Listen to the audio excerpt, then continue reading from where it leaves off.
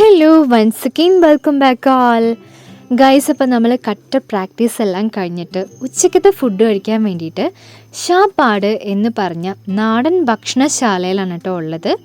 അപ്പോൾ ഗൈസ് നമ്മുടെ dance class ഉള്ളത് കൊച്ചിയിലാണ്.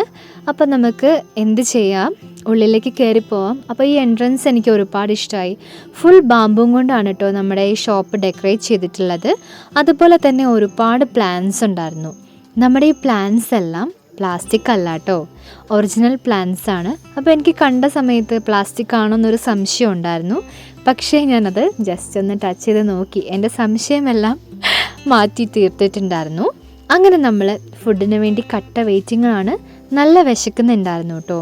അപ്പോൾ നമ്മൾ ഊണാണ് കേട്ടോ ഓർഡർ ചെയ്തിട്ടുണ്ടായിരുന്നത്. അപ്പോൾ ചോറും പപ്പടവും പിന്നെ ബീട്രൂട്ടും ചീരയും കൂടെ ഉള്ളൊരു തോരനും സാമ്പാറും കപ്പയും കൊണ്ടുള്ളൊരു കറിയും കപ്പപ്പുഴുക്ക് പോലെ ഉണ്ടായിരുന്നു. പിന്നെ ഇത് മീൻകറിയാണ് കേട്ടോ.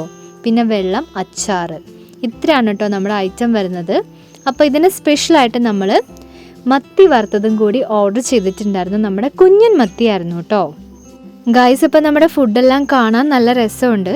അപ്പോൾ ഇത് കഴിക്കാൻ എങ്ങനെയാണെന്ന് എനിക്ക് അറിയത്തില്ല. അപ്പോൾ നമുക്ക് എന്തായാലും ഒരു വാ കഴിക്കാം കേട്ടോ. ഗൈസ്, ഇപ്പോൾ നമ്മൾ ഒരു വാ കഴിക്കാൻ വേണ്ടി പോവാണ്.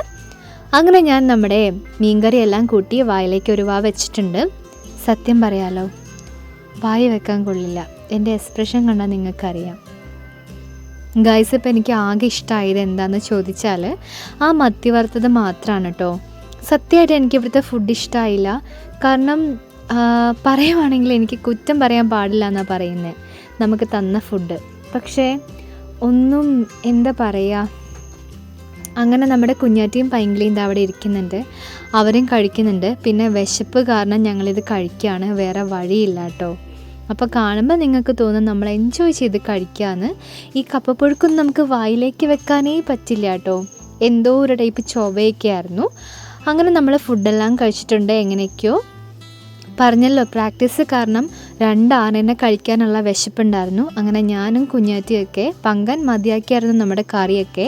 എങ്ങനെയൊക്കെയോ മുഴുവനും കഴിച്ചിറക്കിയിട്ടുണ്ട്. നമ്മുടെ വയറൊന്നും കൊളാവല്ലേ എന്നാണ് ഇന്നത്തെ പ്രാർത്ഥന. ലാസ്റ്റ് നമുക്ക് വെള്ളം കൂടെ കുടിക്കാം. നമ്മുടെ വെള്ളം വന്നിട്ട് കറുവാപ്പട്ടേൻ്റെ വെള്ളമായിരുന്നു. അപ്പോൾ വെള്ളം നല്ല രസമുണ്ട്, നല്ല തണുത്ത വെള്ളമായിരുന്നു. മാത്രമല്ല വെള്ളത്തിന് കട്ടിയില്ല. നമുക്ക് കട്ടിയുള്ള വെള്ളമാണ് ഇഷ്ടം. അതൊന്നും കുഴപ്പമില്ല, വെള്ളം മാത്രമാണ് എനിക്കിഷ്ടമായത്. അപ്പോൾ ഊണെല്ലാം കഴിഞ്ഞ് കേമായിട്ടൊരു ഉറക്കമാണ് കേട്ടോ ഇനി.